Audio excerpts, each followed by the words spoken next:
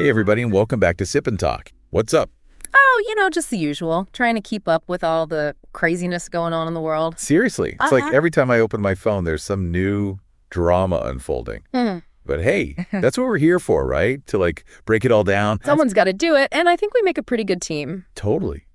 Speaking of chaos, China's been at it again with these military drills around Taiwan. Oh, yeah, those peace-loving folks, right? You said it. They're all over the place, from near Japan's southern islands down to the South China Sea. It's a big show of force. Okay, is this kind of activity normal for China? Or is this something different? Well, the AFP actually did a comparison. They looked at these exercises compared to what happened after Pelosi's visit back in 22. Right. And they even compared them to the drills after President Lai's inauguration and that National Day speech in 24. So what'd they find? Spill the tea. Basically, these current drills are way bigger. More ships, more aircraft, more activity. They're sending out more aircraft each day than they ever have before in these types of situations. So that definitely sounds like a bit of a red flag. And didn't they also team up with Russia for some joint operations back in November? Yep, they did. Not exactly the best way to say we come in peace, right? Yeah. And it's not just limited to warships and fighter jets either. There's another layer to all of this that you might not expect. YouTubers.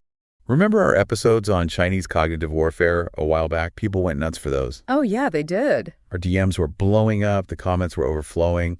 It was wild. Yeah, that was a crazy couple of weeks.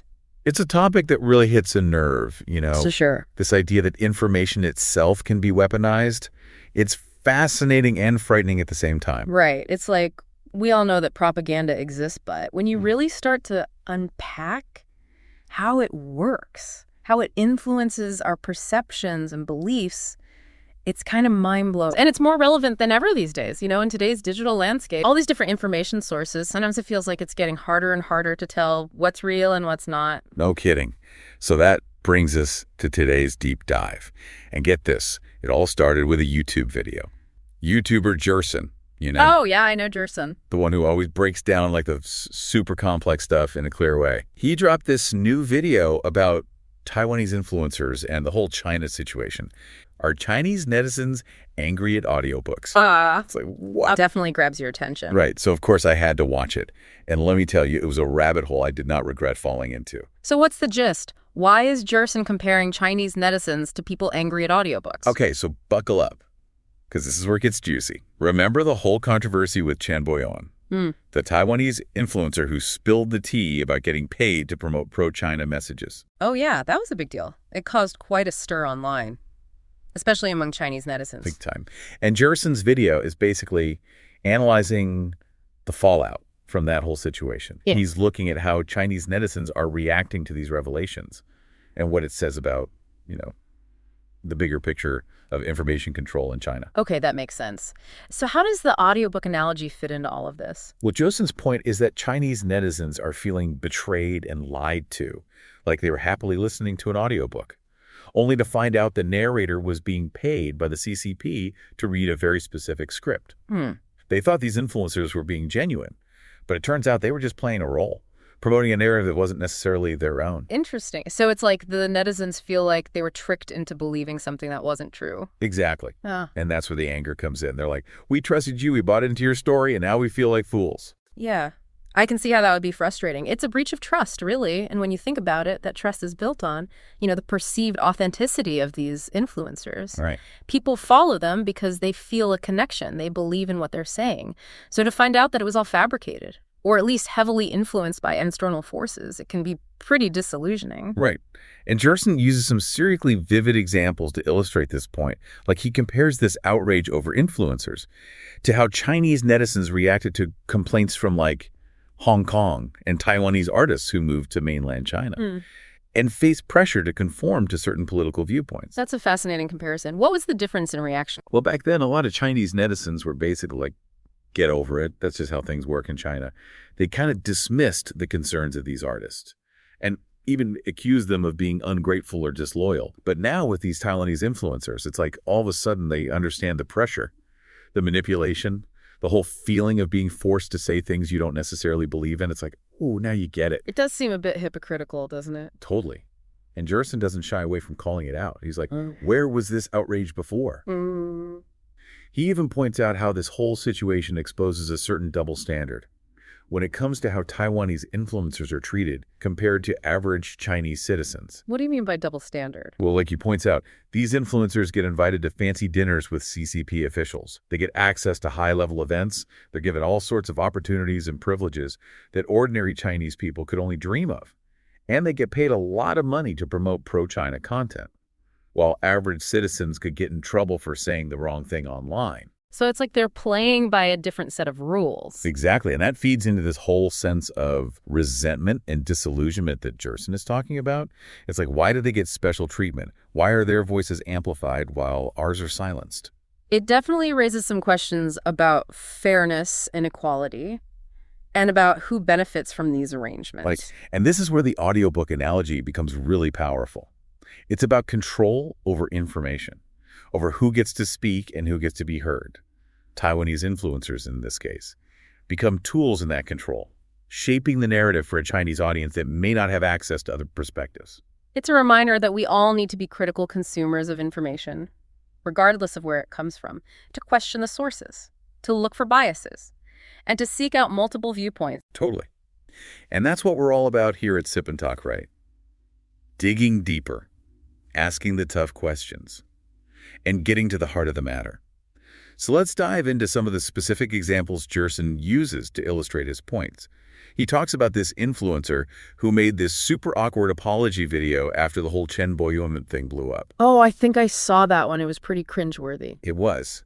And Jerson breaks down exactly why it was so cringeworthy and what it reveals about the pressures these influencers are facing. Okay, I'm all ears. Let's unpack this. So this influencer, what exactly made their apology so cringeworthy? Okay, so picture this. You've built your entire career on being like this bubbly, positive personality, always promoting the good vibes, right? You've got millions of fans in China. Brands are throwing deals at you. Life is good. Sounds like the influencer dream. Totally.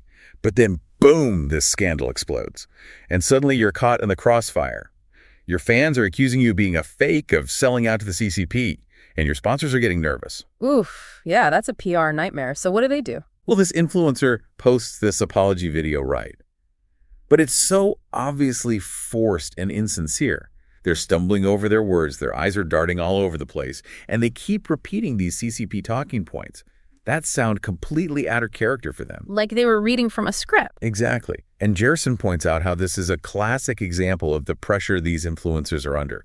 They have to appease the CCP, they have to maintain their image, and they have to try to salvage their careers. It's a delicate balancing act. And this video was a total fail. It's a reminder that these influencers, despite their fame and fortune, are still operating within a system that is ultimately controlled by the CCP. They might have a certain level of freedom and influence, but there are always limits. And those limits become very clear when something like this happens. Right. It's like they're allowed to be successful as long as they play by the rules. Mm-hmm. But the moment they step out of line, the consequences can be pretty severe. And it makes you wonder how many other influencers are out there promoting narratives that they don't necessarily believe in, just to stay on the CCP's good side. Right. It's kind of chilling when you think about it. They're like, we're just trying to make a living, and China is a huge market. It's understandable. They've built their careers and their fan bases in mainland China, and they don't want to throw that all away. Exactly. But at the same time, they're also facing pressure from their Taiwanese audience, who are like, hey, you're selling out. You're betraying our values. So they're caught in the middle of this political tug of war. Right. And it's creating this really tense and awkward dynamic. They're basically trying to appease both sides. And how's that working out for them? It's a mixed bag, honestly. Some people are buying it, others are not. It's a really delicate situation. Yeah. And this is where Jerson's analysis gets really interesting. He starts talking about this idea of selective outrage and how it relates to Chinese netizens. Collective outrage. What does that mean? Okay, so on the one hand, you have these netizens who are absolutely furious about Chen Boyuan and other influencers who are caught promoting pro-China messages. We're like, we feel betrayed, you lied to us. Mm-hmm.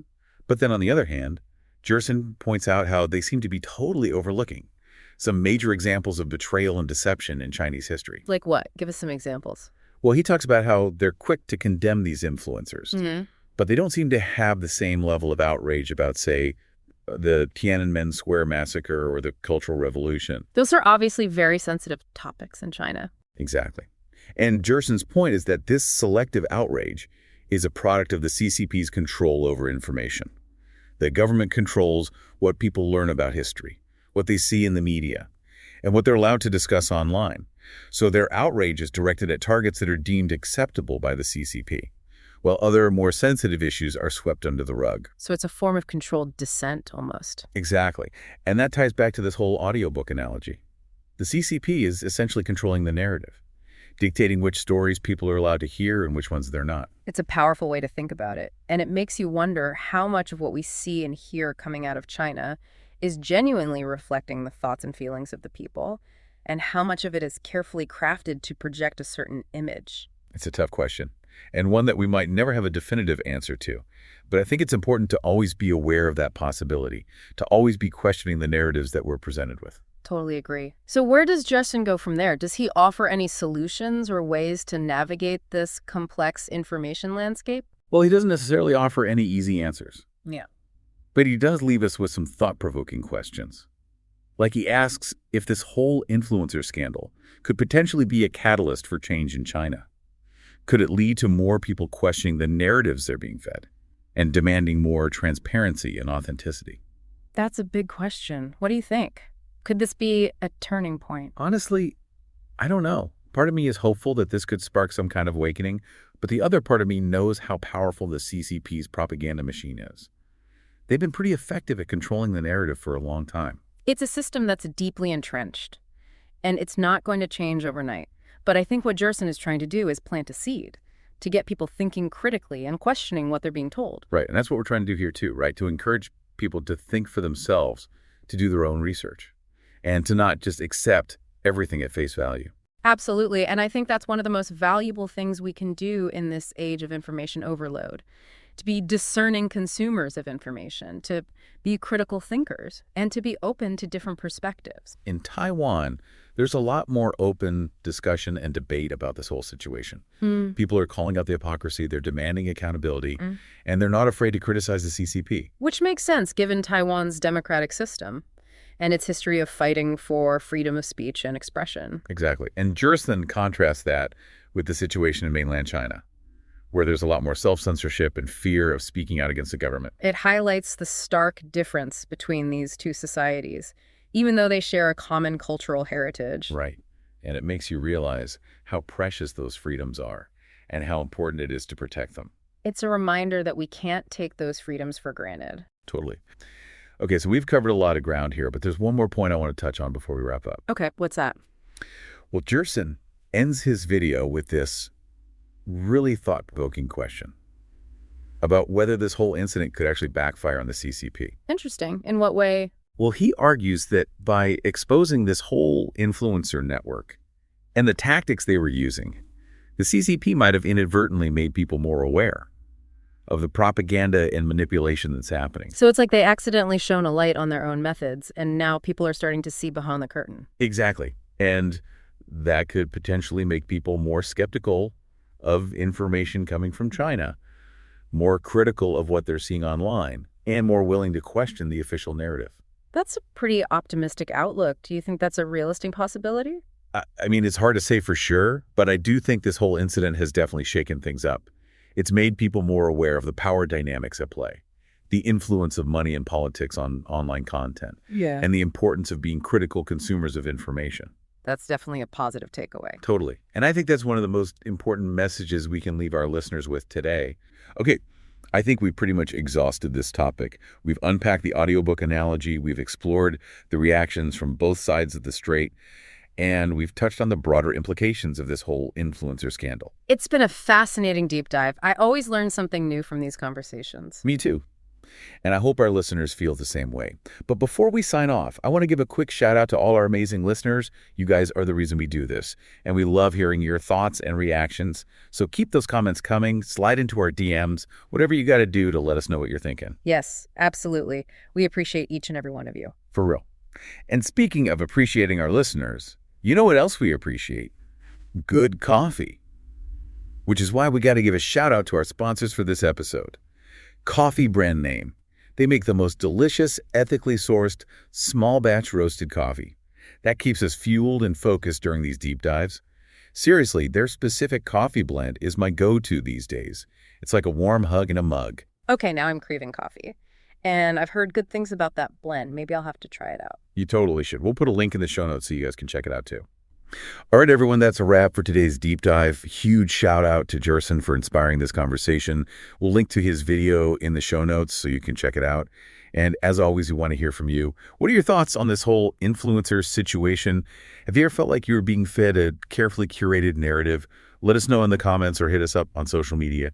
Until next time, stay curious, stay informed, and stay caffeinated. Peace out.